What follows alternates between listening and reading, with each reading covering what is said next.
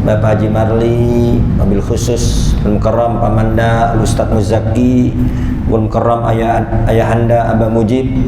Hadirin bapak-bapak yang dimuliakan Allah Subhanahu wa taala, alhamdulillah nikmat dari Allah kita semua dapat berkumpul di Masjid Jami'ul Faizin melaksanakan ibadah salat maghrib, berzikir bersama, kemudian dilanjutkan dengan kajian ilmu sambil menunggu adzan isya. Semoga semua ibadah yang kita lakukan pada malam ini mendapat ridha dari Allah Subhanahu wa taala. Allah terima seluruh amal ibadah kita, Allah sempurnakan segala kekurangannya, dan semoga Allah ampuni segala dosa-dosa kita, baik yang besar maupun yang kecil, yang disengaja maupun yang tidak disengaja, yang zahir maupun yang batin, semoga diampuni oleh Allah Subhanahu wa taala. Dan semoga bertambah usia, bertambah dekat kita dengan Allah, bertambah usia, bertambah semangat dalam ibadah, bertambah usia, bertambah jauh daripada dosa dan maksiat. Dan kita minta kepada Allah semoga dengan barokah majelis ilmu segala kesulitan kita dipermudah oleh Allah, rezeki kita dilancarkan, diberkahi oleh Allah Subhanahu wa taala, kesedihan kita diganti dengan kebahagiaan, diganti dengan ketenangan, diganti dengan ketentraman, diganti dengan kesejukan. Dan kita minta kepada Allah semoga putra putri kita dijadikan putra putri yang soleh wassolehah, keluarga kita yang hingga saat ini belum sujud semoga diberikan taufik hidayah, dimudahkan menjadi ahli sholat, dijadikan ahli masjid, dijadikan ahli Quran. Yang belum menutup aurat semoga dimudahkan untuk menutup aurat. Dan kita minta kepada Allah Subhanahu wa taala semoga duduknya kita pada malam ini dicatat oleh Allah sebagai amal soleh yang memudahkan kita untuk masuk ke dalam surganya Allah. Amin, Allahumma amin. Bapak-bapak yang dimuliakan Allah Subhanahu wa taala, sebelum kita mulai taklim kita, terlebih dahulu kita membaca Al-Fatihah untuk muallif kitab dan untuk guru-guru kita yang sudah mendahului kita.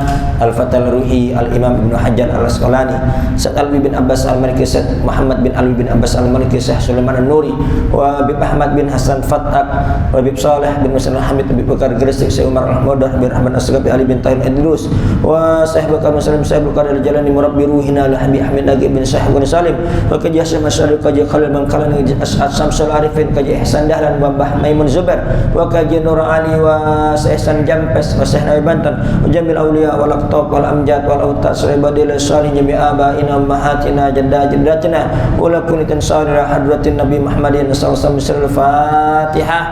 A'udzubillahi minasyaitonir rajim. Bismillahirrahmanirrahim. Alhamdulillahirabbil alamin arrahmanir rahim maliki yaumiddin. Iyyaka na'budu wa iyyaka nasta'in. Ihdinas siratal mustaqim. Siratal ladzina an'amta 'alaihim ghairil maghdubi 'alaihim waladdallin. Amin. Baca Al-Fatihah sekali lagi. Kita hadiahkan untuk seluruh almarhum almarhumah jamaah rutin Masjid Jami' Al-Faizin yang sudah wafat. Semoga Allah terima amal solehnya, Allah ampuni dosa-dosanya, Allah terangi kuburnya, dan semoga Al-Fatihah ini menjadi tambahan amal soleh bagi mereka. Wala kulli tansarila hadratin Nabi Muhammadin sallallahu alaihi wasallam. Fatihah. A'udzubillahi minasyaitonir rajim. Bismillahirrahmanirrahim. Alhamdulillahirabbil alamin arrahmanir rahim maliki yaumiddin. Iyyaka na'budu wa iyyaka nasta'in. Ihdinas siratal mustaqim. Siratal ladzina an'amta 'alaihim ghairil maghdubi 'alaihim waladdallin. Amin. Hadirin bapak-bapak yang dimuliakan Allah Subhanahu wa taala. Allah Subhanahu wa taala berfirman di dalam Al-Qur'an, Muhammadur Rasulullah walladzina ma'ahu asyidda'u 'alal kuffar ruhama'u bainahum. Allah Subhanahu wa taala berfirman di dalam Al-Qur'an, Muhammadur Rasulullah, Muhammad, Nabi besar Muhammad adalah utusan Allah. Walladzina ma'ahu, dan orang-orang yang bersama Nabi besar Muhammad. Siapa orang-orang yang bersama Nabi besar Muhammad? Yaitu para sahabat-sahabat Nabi besar Muhammad sallallahu alaihi wasallam. Semoga kita juga termasuk orang-orang yang bersama Nabi besar Muhammad. Amin, Allahumma amin. Muhammadur Rasulullah walladzina ma'ahu asyidda'u 'alal kuffar ruhama'u bainahum. Jadi Nabi besar Muhammad dan para pengikutnya itu memiliki sifat. Apa sifatnya? Asyidda'u 'alal kuffar, tegas terhadap orang-orang kafir, tidak mau mengikuti ajaran-ajaran orang kafir, tidak mau meniru budaya-budaya orang kafir, tidak mau sama dengan budaya-budaya orang kafir. Ruhama'u bainahum, dan penuh kasih sayang terhadap sesama umat Islam. Itulah sifat-sifat orang yang bersama Nabi besar Muhammad SAW. Semoga kita semua dan keluarga kita bisa mengikuti sifat-sifat para pengikut Nabi besar Muhammad, tidak mau mengikuti budaya ajaran orang-orang kafir. Dan Nabi kita Muhammad SAW selalu berbeda dengan orang-orang kafir. Nabi besar Muhammad nggak pernah mau sama dengan orang kafir, selalu beda. Itu dikisahkan ketika Nabi besar Muhammad SAW sampai di kota Madinah. Itu Nabi besar Muhammad mendapati orang-orang Yahudi di Madinah sedang berpuasa Asyura 10 Muharram. Ya, mereka sedang berpuasa Asyura. Kemudian ditanya oleh Nabi besar Muhammad SAW, mengapa kalian semua berpuasa pada hari Asyura ini?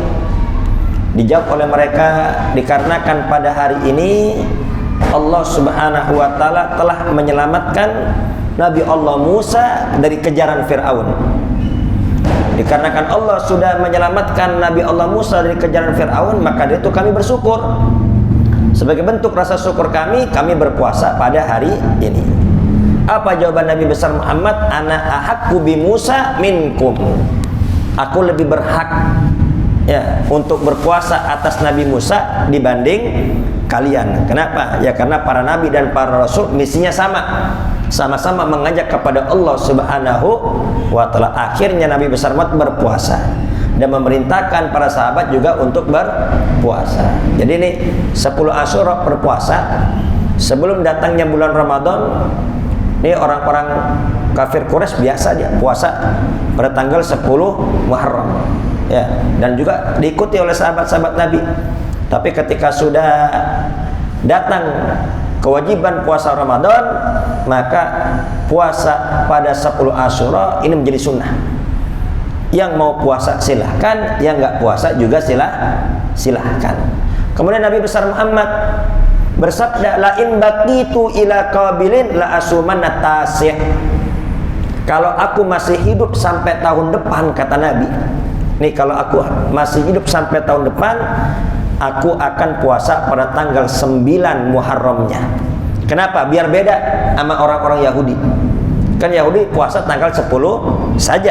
Ya, kalau aku masih hidup sampai tahun depan, aku akan puasa pada tanggal 9-nya. Akan tapi ya, ternyata usia Nabi tidak sampai tahun depan. Akan tapi itu termasuk ikrar Nabi.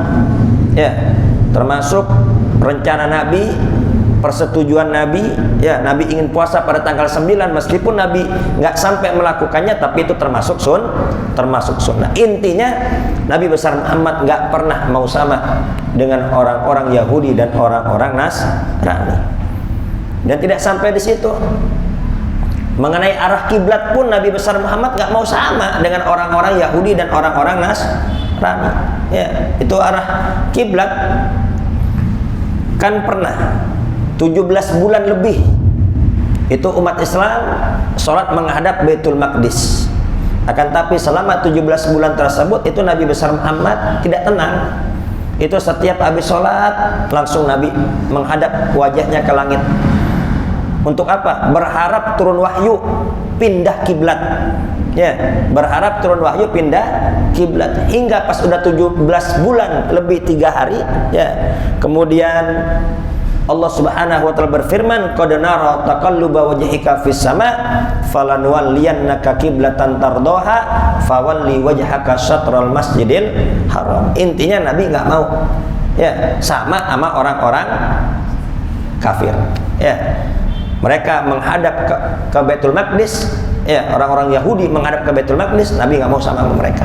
Ya, Nabi ingin menghadap ke Ka'bah. Kenapa? Karena Ka'bah kiblatnya Nabi Allah Ibrahim alaihissalam. Dan tidak sampai di situ. Sebagaimana pelajaran yang lalu yang pernah kita bahas pada masalah adzan. Ketika Nabi besar Muhammad sampai di Madinah, kemudian Nabi bermusyawarah dengan para sahabat, ini kalau tiba waktu sholat, ini tandanya apa? Ya, yang pernah kita bahas. Kemudian ada sahabat yang usul, ya Rasul, kalau tiba waktu sholat tiup trompet saja. Nanti kalau bunyi trompet berarti apa? Tiba waktu sholat, waktu subuh, waktu duhur, waktu asar, maghrib, isya. Kalau tiba waktu sholat, tiup trompet. Dengan terdengar tiupan trompet berarti apa? Waktu sholat sudah tiba, tapi ditolak oleh Nabi. Kenapa? Karena itu sama dengan orang-orang Yahudi, tidak diterima sama Nabi. Kemudian ada yang usul, ya Rasul, kalau gitu nyalakan lonceng saja. Nanti kalau bunyi lonceng berarti apa? Itu menunjukkan waktu sholat sudah tiba, kembali tidak diterima oleh Nabi besar Muhammad Sallallahu Alaihi Wasallam, karena itu tradisi orang-orang Nasrani. Kalau gitu ya Rasul, bagaimana kalau kita nyalakan api saja? Ya, kalau api menyala berarti apa? Itu menunjukkan waktu sholat sudah tiba. Lagi-lagi ditolak oleh Nabi karena itu adalah tradisi orang-orang Majusi. Ya, hingga akhirnya itu pertemuan tawakuf, ya, selesai tanpa ada jawaban. Jadi kalau kita belum menemukan jawaban yang bagus, nggak ada masalah, ya. Jadi nggak harus buru-buru mendapatkan jawaban. Pulang masing-masing istikharah, ya, minta petunjuk. Jadi apa nanti tanda untuk menunjukkan waktu sholat. Hingga akhirnya Abdullah bin Zaid dalam tidurnya bermimpi ada orang keliling menjual lonceng.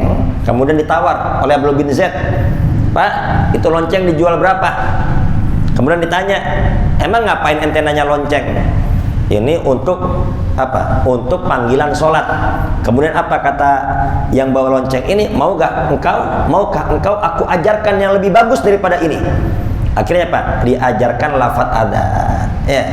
Allahu Akbar, Allahu Akbar, asyhadu an la ilaha illallah, asyhadu anna Muhammadar Rasulullah, hayya 'alas shalah, hayya 'alal falah, Allahu Akbar, Allahu Akbar, la ilaha illallah. Kemudian terbangun, langsung keesokan harinya mengadu kepada Nabi besar Muhammad. Apa kata Nabi? Innaha la ru'ya haq, itu adalah mimpi yang benar. Ya, itu mimpi yang benar datangnya dari Allah. Berarti itu manusia, ya, itu malaikat yang menyerupai manusia mengajarkan agama. Nah, pelajaran apa yang dapat kita ambil di sini? Jadi intinya Nabi besar Muhammad nggak pernah mau sama dengan orang-orang kafir. Bahkan Nabi mengancam, man tasabbaha biqaumin fahuwa minhum. Barang siapa yang menyerupai orang-orang kafir, barang siapa yang menyerupai mereka, maka akan dikumpulkan bersama mereka. Man tasabbaha biqaumin, barang siapa yang menyerupai suatu kaum, akan dikumpulkan bersama mereka. Kalau kita menyerupai orang-orang kafir, maka di akhirat akan dikumpulkan dengan orang kafir. Na'udzubillah min dzalik. Jadi intinya, ya, sebagai bukti rasa cinta kita kepada Allah dan kepada Rasulnya, mari kita beri peringatan, beri pengetahuan, beri pemahaman kepada keluarga kita, kepada putra-putri kita, kepada anak cucu kita, kepada ponakan-ponakan kita. Kasih tahu, ini malam tahun baru ini bukan malam tahun baru kita. Ini malam tahun baru Masehi. Al-Masih diambil dari kata Al-Masih, ya, itu Nabi Isa Al-Masih, maksudnya anak Tuhan. Dan bulan-bulannya juga apa? Bulan-bulan nama-nama dewa, ya. Maka dari itu apa? Kasih tahu kalau tahun baru kita adalah tahun baru Hijriyah, ya, diambil dari hijrahnya Nabi besar Muhammad Sallallahu Alaihi Wasallam. Dan ajarkan juga kepada putra-putri kita, anak cucu kita, ponakan-ponakan kita, kasih tahu, ya, hari Minggu jangan sebut Minggu, tapi sebut Ahad. Kalau dulu ini udah biasa Ahad, ya. Kalau janjian hari apa? Hari Ahad, itu udah biasa, ya. Akan tapi sekarang ini udah langka yang menyebut Ahad, sehingga banyak yang nggak tahu itu Ahad apa. Ahad artinya Esa. Nah, ini musuh-musuh Islam nggak mau disebut Ahad, karena Ahad ini Esa. Ayo kembali kita ramaikan lagi, ya. Jadi jangan sebut Minggu, tapi sebut Ahad. Jadi biar anak cucu kita semua pada mengetahui arti Ahad itu adalah Esa. Beri pengetahuan kepada mereka, dan juga jangan sampai, ya, ikut tiup trompet, ikut nyalakan lonceng, ya, bahkan ikut menyalakan kembang api, yaitu tradisi-tradisi musuh-musuh Islam semua, ya. Tradisi Yahudi, tradisi Nasrani, tradisi Majusi, semua, ya, semarak pada malam ini. Siapa yang merayakannya? Umat Islam. Ya, kalau non muslimnya ngapain? Lagi sibuk dia di tempat ibadahnya berdoa kepada Tuhannya. Kita yang merayakannya. Dan lebih anehnya lagi, nunggu jam 12. Tuh begadang melek nunggu jam 12. Mau ngapain nunggu jam 12? Ya, cuman mau nyalain kembang api doang. Ya, nunggu waktu sholat ibadah. Nunggu waktu sholat penghapusan dosa. Nunggu waktu sholat pengangkatan derajat dari Allah Subhanahu wa Ta'ala. Nunggu waktu sholat itu dianggap terus menerus sholat di sisi Allah Subhanahu wa Ta'ala. Kita nih dari maghrib nunggu isya, nih ditulis ibadah, ditulis dianggap sholat kita, pahala sholat di sisi Allah. Nunggu berbuka itu ibadah, nunggu buka puasa itu pahala dari Allah Subhanahu wa Ta'ala. Dan waktu mustajab. Ini nunggu jam 12 buat apaan? Ya, cuman buat bakar kembang api. Nah, kasih pengertian kepada anak cucu kita, ponakan-ponakan kita, keluarga kita, bahwasanya ini bukan budaya kita. Dan terlebih lagi belakangan ini ini alam sedang tidak bersahabat. Ya, air lautnya ini sudah tinggi, lebih tinggi dibanding daratan, dan anginnya juga itu kencang. Dan perlu diketahui ini malam tahun baru, ini malam yang penuh dengan kemaksiatan. Kemaksiatan bukan malamnya doang, ya, bukan di Indonesia saja, tapi di seluruh dunia. Di seluruh dunia ini penuh dengan kemaksiatan. Mulai yang maboknya, yang judinya, yang narkobanya, yang zinanya. Ya, sampai-sampai udah janjian mau zina pada malam tahun baru. Na'udzubillah min dzalik. Ya, ini musibah sudah di mana-mana. La yanzilul bala illa bidzanbin wa la yarfa'uha illa bitaubah. Tidak turun bala melainkan dikarenakan dosa. Ini jangan sampai di mana-mana maksiat, di mana-mana dosa, akhirnya turun musibah, turun bala dari Allah Subhanahu wa Ta'ala. Maka itu nanti bisa kita berzikir, kita berkumpul, kumpulkan keluarga, kumpulkan anak cucu, kumpul di masjid. Ngapain? Baca Yasin atau baca rotib, baca maulid Nabi besar Muhammad sallallahu alaihi wasallam. Intinya kita berzikir. Untuk apa? Semoga Allah Subhanahu wa Ta'ala menjauhkan kita dari bala musibah. Meskipun yang berzikir sedikit, yang ingat Allah sedikit, yang baca salawat sedikit, akan tapi yakinlah berkat yang sedikit itulah ini Allah masih menenangkan laut dari tsunami-nya, Allah masih menenangkan gunung dari letusannya, dan Allah masih menenangkan bumi dari gempanya. Yuk, mari kita berzikir agar apa? Agar jauh daripada bala musibah. Baik, kita lanjutkan kajian hadis yang ke-223.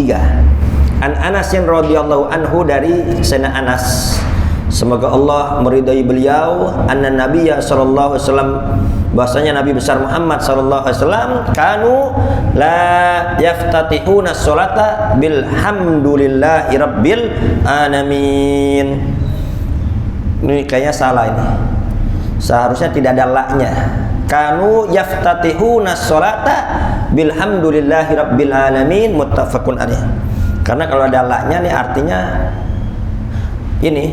artinya bertentangan.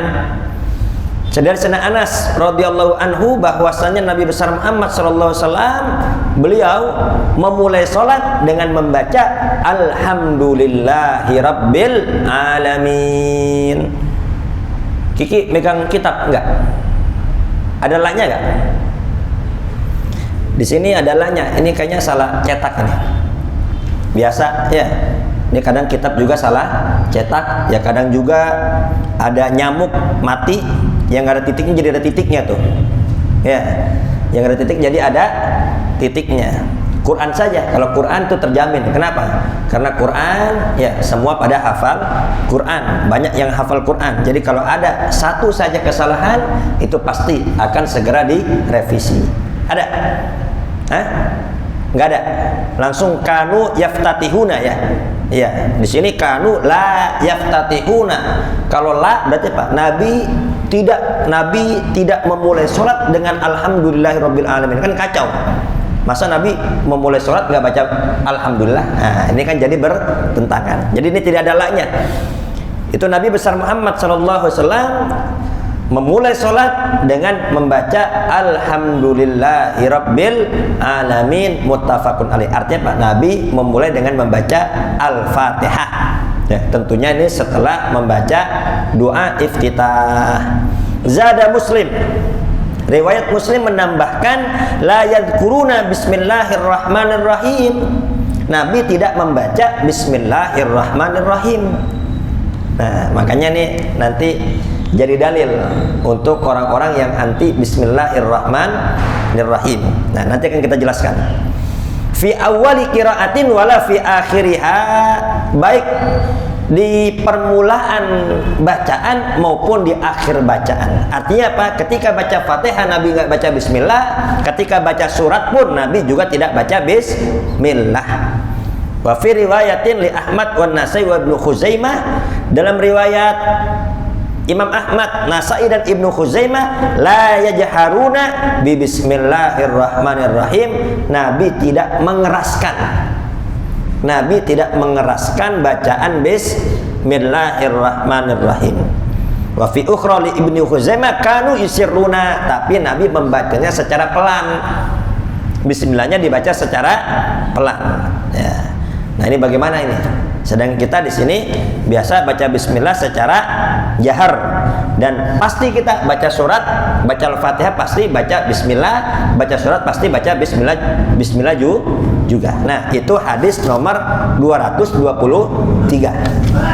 Adapun hadis yang 224 nanti penjelasannya karena ini hampir sama, nanti digabungkan. An-Naim Al-Mujammir qala, dari Naim Al-Mujammir beliau berkata, "Shallaitu wara'a Abi Hurairah radhiyallahu taala anhu." Aku salat di belakang Abu Hurairah. Ya.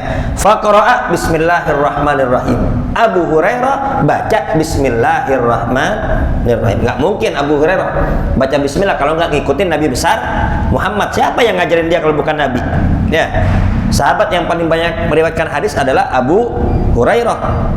Karena kerjaannya setiap hari di masjid. Yang lain punya pertanian, yang lain punya kebun, yang lain punya dagangan, dia nggak punya apa-apa. Kebun nggak punya, usaha juga nggak punya, ya di masjid aja kerjaannya. Ngapain? Sholat bersama Nabi, ya, mendengarkan tausiah Nabi, belajar bersama Nabi. Jadi wajar kalau Abu Hurairah ilmunya paling banyak. Tsumma qara'a bi ummil Qur'an. Setelah baca bismillah, beliau membaca ummil Qur'an. Apa ummul Quran? Ummul Quran. Ummul Quran itu Fatihah. Ummu artinya ibu. Kenapa ibu dikatakan ummu? Karena ummu itu tempat kembali. Jadi ibu itu biasanya tempat kembali dari anak-anaknya. Nah, ummul Quran karena isi Al-Quran 30 juz itu terkandung dalam surah Al-Fatihah. Dan isi Al-Fatihah itu terkandung dalam Bismillahirrahmanirrahim. Dan makna Bismillah itu ada pada ba-nya. Ya, itu. Baik. Hatta balagha waladdallin qala amin. Ya, itu Abu Hurairah baca Fatihah, pertama baca bismillah, baca Fatihah, kemudian ketika sampai waladdallin beliau membaca amin. Ya, wa yaqulu kullama sajada wa idza qama minal julus Allahu akbar. Setiap mau sujud, ya, setiap mau bangun, ya, selalu baca Allahu akbar. Ya, perpindahan takbir intiqal. Tsumma yaqulu idza sallama walladzi nafsi biyadi inni la asba'akum sholatan bi Rasulillahi sallallahu alaihi wasallam. Kemudian ketika salam, ya, beliau mengucapkan assalamualaikum warahmatullah. Dan kemudian, ya, Naim Al-Mujammir berkata, walladzi nafsi biyadi, ya, demi Allah, ya, inni la asba'akum sholatan bi Rasulillahi sallallahu alaihi wasallam. Ya, demi Allah, sesungguhnya aku, ya, adalah orang yang lebih mirip sholatnya dengan Nabi besar Muhammad sallallahu alaihi wasallam. Ya. Baik. Pelajaran apa yang dapat kita ambil dari hadis ini? Tadi hadis yang pertama itu Nabi baca Fatihah tanpa bismillah, atau bismillahnya tidak dijaharkan, tidak dikeraskan. Tapi hadis yang kedua, ternyata Nabi besar Muhammad baca Fatihah dengan bismillah sebagaimana dilakukan oleh Abu Hurairah. Dan Abu Hurairah lah, ya, yang sholatnya paling mirip dengan Nabi besar Muhammad sallallahu alaihi wasallam. Ini maksudnya tadi demi Allah sesungguhnya aku, ini Abu Hurairah maksudnya. Sesungguhnya aku Abu Hurairah salatnya yang lebih mirip dengan Nabi besar Muhammad. Nah, apa makna secara global? Al-basmalah tu ba'du ayatin minal Qur'an fi suratin Naml ijmalan. Bismillah itu termasuk sebagian ayat daripada surah An-Naml. Ini ijma', sepakat para ulama.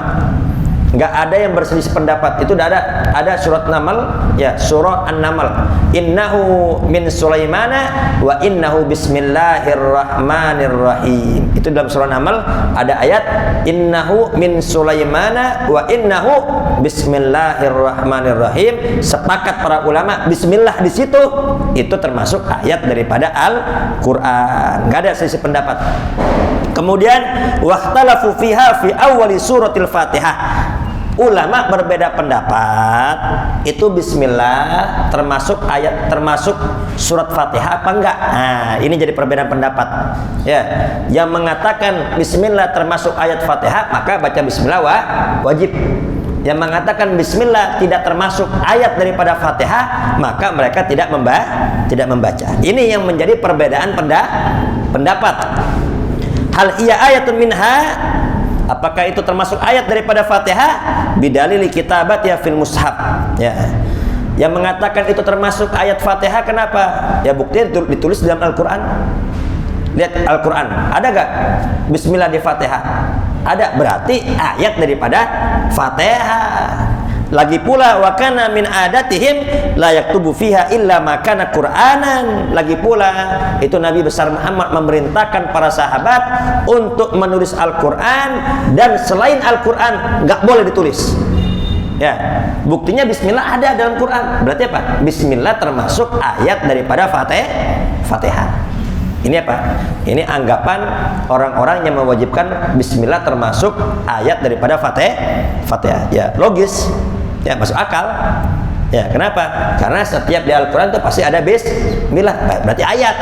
Ya, kalau bukan ayat nggak mungkin dimasukkan dalam Al-Qur'an. Kira-kira jelas apa tidak, Pak? Jelas ya? Nah, kemudian hiya laysat ayatan minal Fatihah. Ya, bagi orang-orang yang beranggapan bismillah itu bukan ayat Fatihah, ya, itu kenapa kok ditulis hanya untuk tabarruk, hanya untuk mengambil berkah. Ya, itu bismillah kan ada di Quran. Itu bukan ayat Al-Qur'an sebetulnya. Bismillah itu cuman ditulis untuk tabarruk, hanya untuk ngalap berkah dari nama Allah yang Maha Pengasih lagi Maha Penyayang. Ya.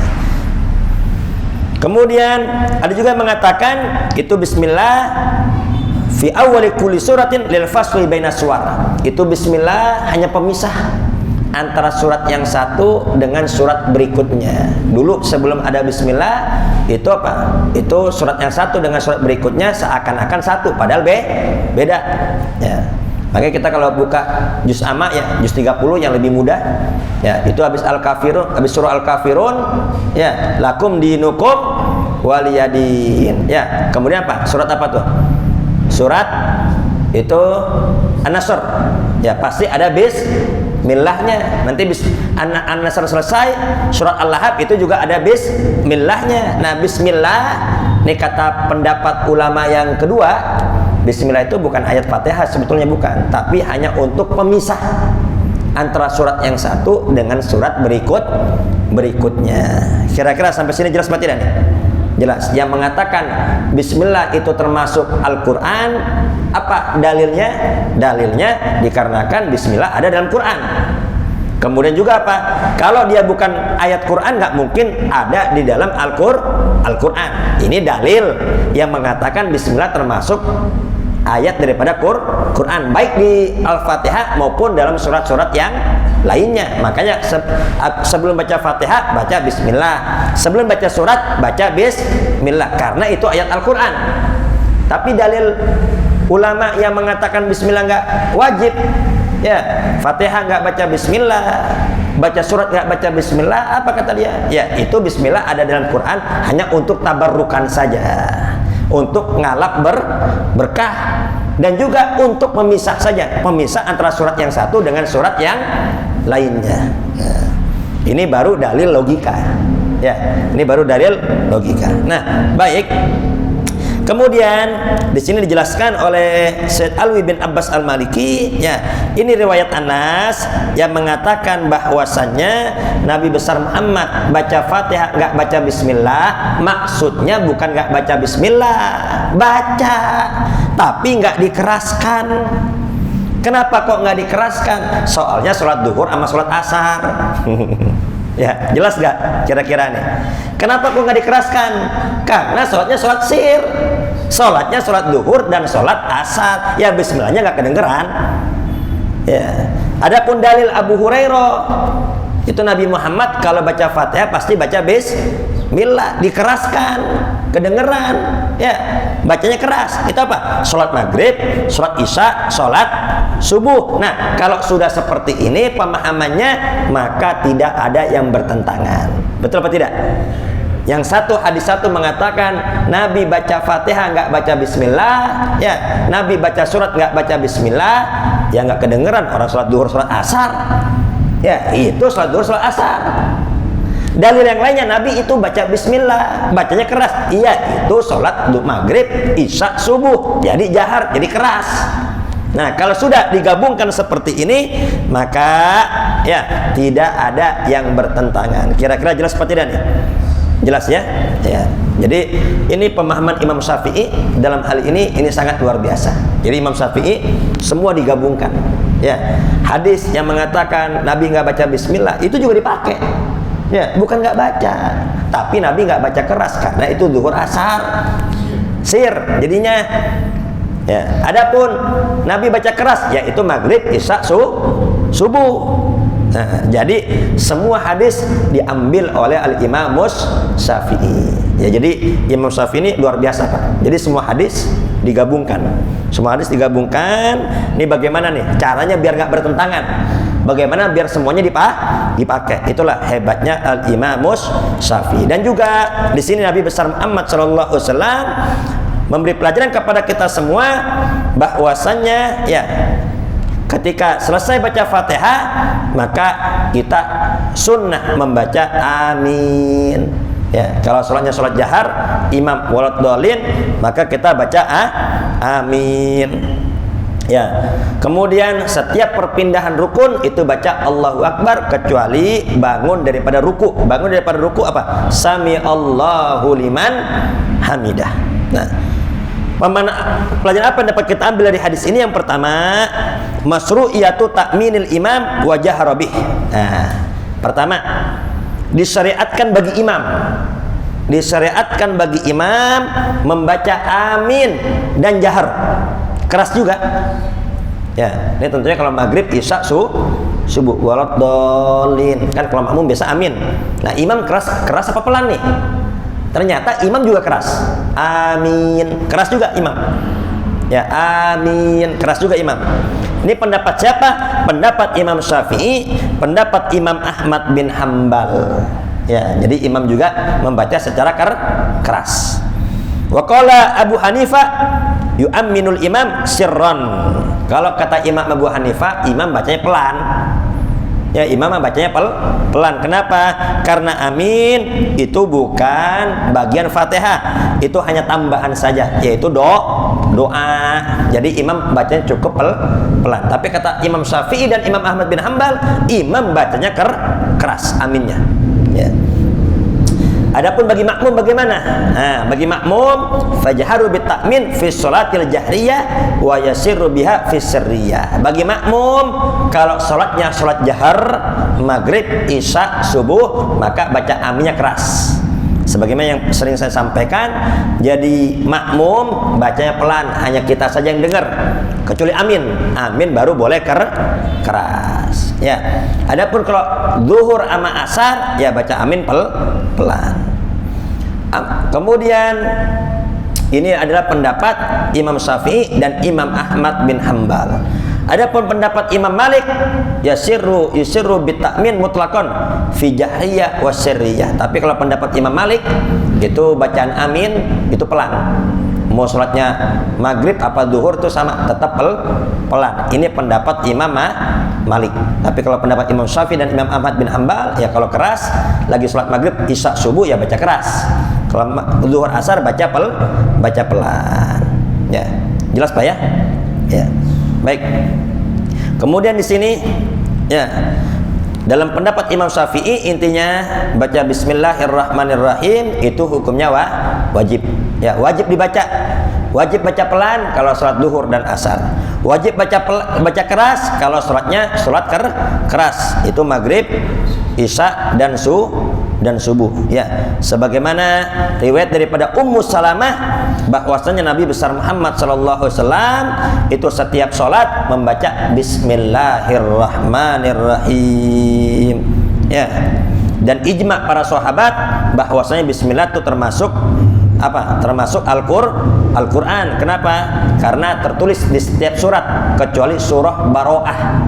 Ya, semua surat pasti ada bismillah kecuali surah Baro'ah apa? At-Taubah. Itu surat At-Taubah nggak ada bismillahnya. Ya, makanya kalau kita baca surah At-Taubah kita jangan baca bismillah. Memang nggak ada bismillahnya tuh. Jangan sampai kita wah ini jangan-jangan lupa nih tulis bismillahnya. Enggak, memang nggak ada bismillahnya. Ya, surah At-Taubah atau Baro'ah itu nggak ada bismillahnya. Kenapa? Karena isinya itu tentang kemurkaan Allah. Isinya tentang adab-adab Allah. Jadi bismillahirrahmanirrahim dengan menyebut nama Allah yang Maha Pengasih lagi Maha Penyayang. Sedangkan isinya tentang murka Allah. Maka tidak ditulis bismillah. Dan kita kalau baca langsung aja a'udzubillahi minasyaitonirrajim, langsung baca. Nggak perlu baca bismillah. Itu satu surat At-Taubah. Ya, kira-kira jelas apa tidak nih? Jelas ya? Dan Imam Malik berkata itu dalam surat fardu itu bismillah nggak wajib dibaca. Baik sholat sir maupun sholat jahar. Ini pendapat Imam Malik. Kenapa? Karena bismillah bukan ayat daripada Al-Quran menurut beliau. Dan juga bukan termasuk ayat daripada Fatihah. Nah, kenapa kok ada dalam Quran? Itu untuk tabarruk saja dan untuk pemisah antara antara surat yang satu dengan surat yang lainnya. Adapun dalam surat sunnah boleh dibaca, boleh tidak. Ya. Baik, intinya kita ini mazhab Imam Syafi'i, ya. Kita bismillahirrahmanirrahim, ya, ini kita baca di setiap kita baca Fatihah dan juga di setiap kita baca surat. Dan kalau sholatnya sholat jahar, maka baca bismillahnya juga jahar. Kalau sholatnya sholat sir, maka baca bismillah juga sir. Jadi jangan sampai kita aneh-aneh. Di sini pelumpang sudah mayoritas mazhab Imam Syafi'i, jangan sampai kita mendatangkan pemahaman yang berbeda. Itu namanya nggak cerdas. Itu bukan orang pintar, tapi itu orang tidak cerdas. Kenapa? Akan menimbulkan kegaduhan.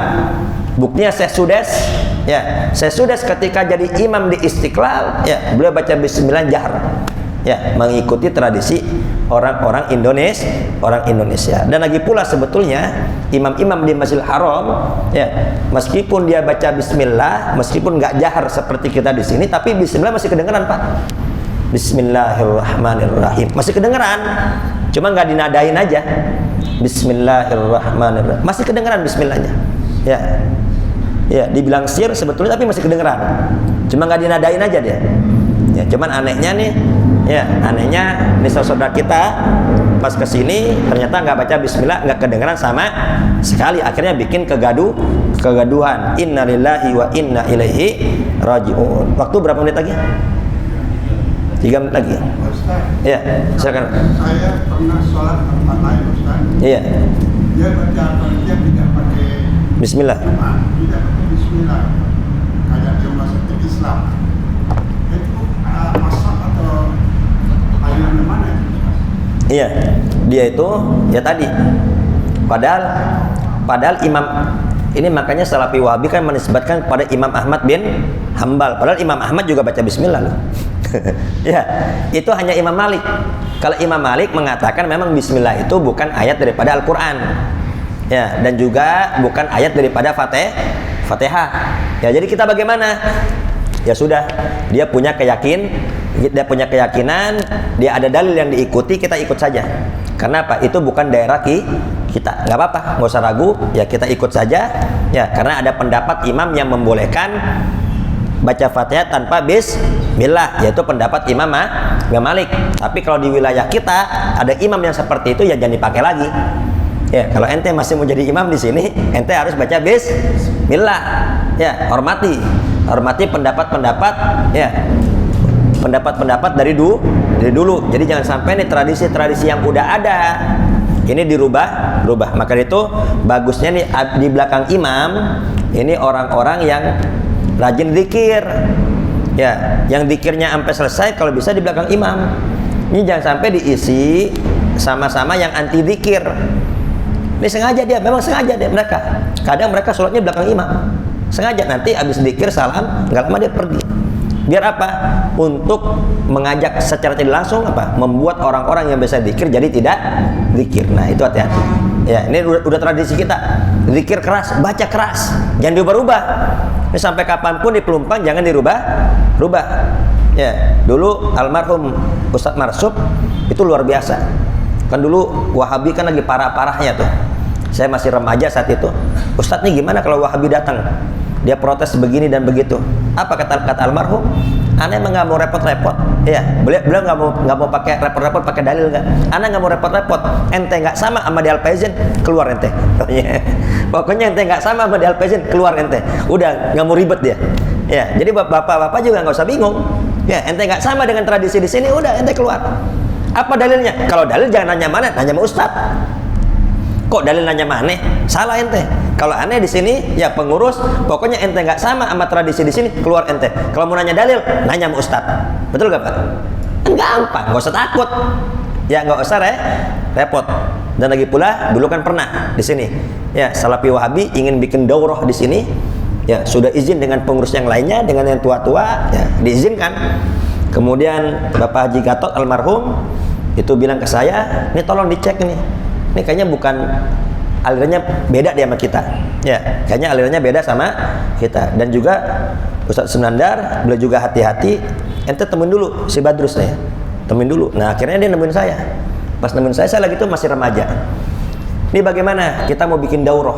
Daurah itu pengajian, Pak. Pengisinya dari Bogor. Kita mau bikin di Al-Faizin. Karena Al-Faizin, Pak, ini strategis, Pak. Ini jadi rebutan. Dari dulu jadi rebutan nih. Jadi rebutan, cuman selalu mentok. Alhamdulillah selalu mentok. Pokoknya saya kalau nggak cocok, yaudah kita berdebat. Bawa kitab kamu. Ya. Ketika dia datang ke sini, dia langsung berkata apa? Yang tua-tua semua di sini sudah mengizinkan. Tinggal kamu doang yang muda. Bagaimana nih saya mau bikin daurah? Kan secara nggak langsung berarti saya harus ngizinin, Pak. Ya, yang tua-tua udah ngizinin, tinggal ente doang yang muda. Anak mau bikin daurah hari Ahad, ya, pembicara dari Bogor. Langsung saya berkata, bagaimana pendapat kalian tentang maulid dan tahlilan? Kaget dia. Dia kaget, kata dia, kita bersaudara, musuh kita satu Syiah. Kita bersaudara, musuh kita satu Syiah. Kata saya, alhamdulillah saya setuju. Ya, saya gembira kalau ente mau bersaudara, saya gembira. Silahkan isi daurah, silahkan isi pengajian, nggak apa-apa, bebas kata saya. Tapi dengan dua syarat kata saya. Pertama, stop ulama-ulama kalian di belakang kami membid'ah-bid'ahkan kami. Ini jangan sampai di depan kita bilang bersaudara, tapi di belakang kita dikatakan bid'ah, kita dikatakan sesat, kita dikatakan kafir. Itu omong kosong persaudaraan kata saya. Itu pertama. Yang kedua, revisi buku ulama-ulama Anda. Ini kita Asy'ariyah Al-Maturidiyah yang biasa ziarah kita bisa tawassul. Ya, ini kita digabungkan dengan aliran Ahmadiyah, termasuk aliran sesat di Indonesia. Terima nggak Pak? Kita dibilang sesat. Ente revisi itu buku. Ya, Ana punya buktinya katanya. Ana punya buktinya. Ana bukan fitnah. Ana punya buktinya. Guru ente, ulama ente, ya itu. Ya, Yazid bin Abdul Qadir Jawas dengan bukunya Indahnya Manhaj Salaf, judulnya cakep Pak. Masa kita disamakan dengan Ahmadiyah? Itu revisi kata saya. Rubah dulu. Baru benar bersaudara. Ini jangan di sini ngomong bersaudara tapi bukunya bilang kita sesat. Omong kosong persaudaraan. Jadi bagaimana? Penuhin dulu dua itu. Kalau dua itu belum terpenuhi, mohon maaf, Anda nggak bisa ngisi di Al-Faizin. Betul apa tidak Pak? Iya, karena apa? Kita punya kewajiban untuk menjaga akidah jamaah. Baik, mungkin hanya itu. Ya, saya mohon doa. Ya, insya Allah pada tanggal 7 Januari, ya, insya Allah akan ziarah Nabi besar Muhammad sallallahu alaihi wasallam ya bersama 8 orang dari Pelumpang ya, termasuk Ustadz Muzaki.